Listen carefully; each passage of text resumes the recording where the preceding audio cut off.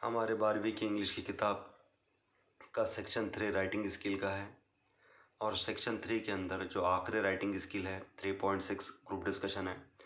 और group discussion के अंदर ग्रुप डिस्कशन करते वक्त हमने जो है किस तरीके की लैंग्वेज इस्तेमाल करना चाहिए उसको यहाँ एक्सप्लेन किया जा रहा है और उसके एक्सप्लेनेशन को कंटिन्यू करते हुए आज हम पॉइंट नंबर 5 देखेंगे। और पॉइंट नंबर 5 देखिए, पॉइंट नंबर 5 में क्या बताया गया। Requesting others to express their opinions about certain point, यानी ग्रुप डिस्कशन जब चल रहा है, ग्रुप डिस्कशन करते हुए ग्रुप डिस्कशन जब चल रहा है तो हमें ये मालूम है कि ग्रुप डिस्कशन के अंदर जो है 10 से 12 पार्टिसिपेंट हिस्सा लेते हैं। ग्रुप डिस्कशन के अंदर 10 से 12 मेंबरान हिस्सा लेते हैं। और ग्रुप डिस्कशन जब चल रहा है और अगर हमें किसी मेंबर को या किसी पार्टिसिपेंट को रिक्वेस्ट करना है कि वो अपनी राय या अपना पॉइंट ऑफ व्यू रखे, तो वो रिक्वेस्ट जो है हमने किस तरीके से करनी चाहिए वो यहाँ पर बताया गया है। देखिए, A, I will like to know your opinion about, मैं फलां किसी चीज़ के बारे में आपकी राय जानना चाहता हूँ। B, what is your opinion on, आपकी फलां चीज़ के बारे में क्या राय है। C, how do you think about, आप किसी फलां चीज़ के बारे में कैसा सोचते हैं। D, how do you take it, आप इस चीज़ को किस तरीके से सोचते हैं या आप इस चीज़ को जो है आप इस चीज़ के बारे में आपका क्या नज़रिया है। E, could you let us know your opinion on about, क्या हम फलां चीज़ के बारे में आपकी राय जान सकते हैं। या F, I am eager to know about your opinion, मैं फलां चीज़ के बारे में आपकी राय जानना चाहता हूँ। तो इस तरीके से हम रिक्वेस्ट करेंगे किसी और मेंबर को कि वो अपनी राय पेश करें।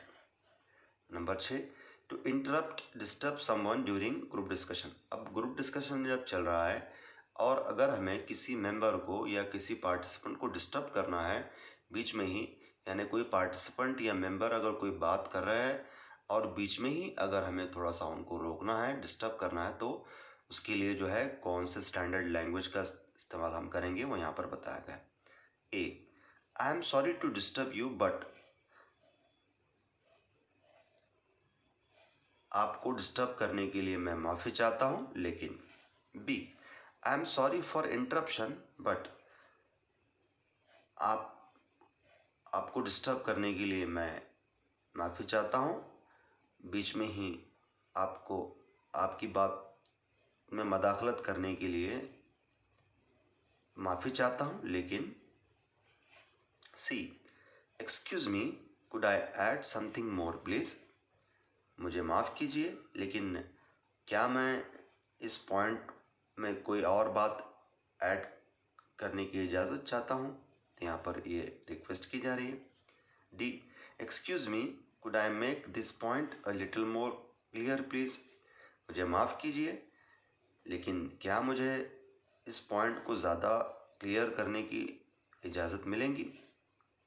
ई, it's true, correct, right, sorry but, यानी यहाँ पर ये बात बताई जा रही है, इट्स ट्रू करेक्ट राइट, यानी आप जो कह रहे हैं ये बात बिल्कुल सही है, ये ट्रू है, करेक्ट है, राइट है, लेकिन मैं माफ़ी चाहता हूँ लेकिन, यानी फिर यहाँ पर हम किसी और मेंबर को जब डिस्टर्ब कर रहे हैं, किसी और पार्टिसिपेंट को डिस्टर्ब कर रहे हैं तो उनसे माफ़ी चाह रहे हैं और फिर अपनी बात को यहाँ पर पेश कर रहे हैं। तो इस तरीके से यहाँ पर ये बताया गया है कि अगर हमें किसी मेंबर को अगर डिस्टर्ब करना है तो डिस्टर्ब करते वक्त हम जो लैंग्वेज इस्तेमाल करेंगे तो वो लैंग्वेज बहुत स्टैंडर्ड होनी चाहिए, यानी उसमें जो है एक रिस्पेक्ट होना चाहिए और रिस्पेक्ट के साथ ही जो है हमने उनको डिस्टर्ब करना चाहिए। ये बात यहाँ पर बताई गई है।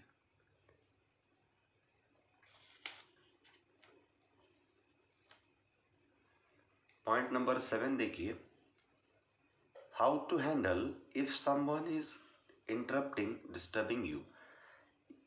यहाँ पर यह बात बताई गई है कि अगर आप कोई बात कह रहे हैं और कोई और शख्स अगर आपको डिस्टर्ब कर रहा है, आपको इंटरप्ट कर रहे हैं, आपको बीच में रोक रहे हैं, तो आपने इस सिचुएशन को किस तरीके से हैंडल करना चाहिए, तो वो बात यहाँ पर बताई गई। देखिए, A, just give me few seconds please, यानी मुझे चंद सेकेंड्स दीजिए प्लीज़, मुझे चंद सेकेंड्स दीजिए मेरी बात ख़त्म करने के लिए रिक्वेस्ट की जा रही है।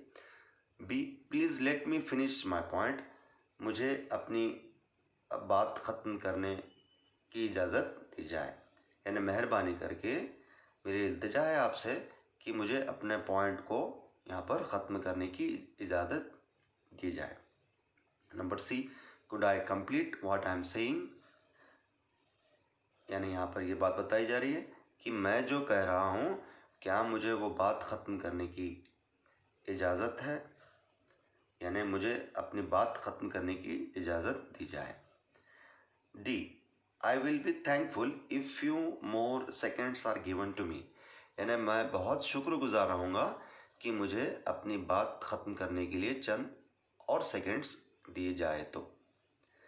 E, could you please wait a little bit, यानी यहाँ और यानी सामने वाले मेंबर को हम कह रहे हैं जो हमें डिस्टर्ब कर रहा है, तो हम वो मेंबर को, वो पार्टिसिपेंट को कह रहे हैं यहाँ पर कि could you please wait a little bit, क्या आप और थोड़ी देर के लिए रुकेंगे, यानी यहाँ रिक्वेस्ट की जा रही है।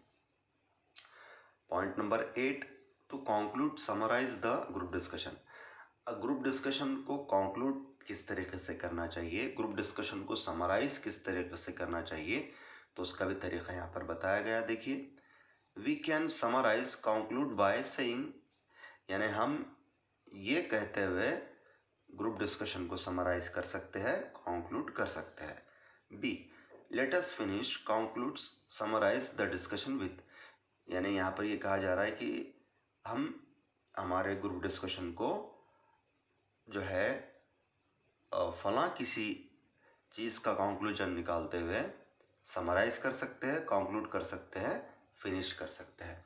तो ओवरऑल हमने ये देखा कि ग्रुप डिस्कशन के अंदर हमने जो है बहुत ही डिसिप्लिन वाली लैंग्वेज इस्तेमाल करना चाहिए। ग्रुप डिस्कशन करते वक्त हमने स्टैंडर्ड लैंग्वेज का इस्तेमाल करना चाहिए, बहुत ही डिग्निटी वाली लैंग्वेज का इस्तेमाल करना चाहिए, बहुत ही रेस्पेक्ट वाली लैंग्वेज का इस्तेमाल करना चाहिए, बहुत ही डिसिप्लिन वाली लैंग्वेज का इस्तेमाल करना चाहिए, बहुत ही पोलाइट लैंग्वेज का इस्तेमाल करना चाहिए।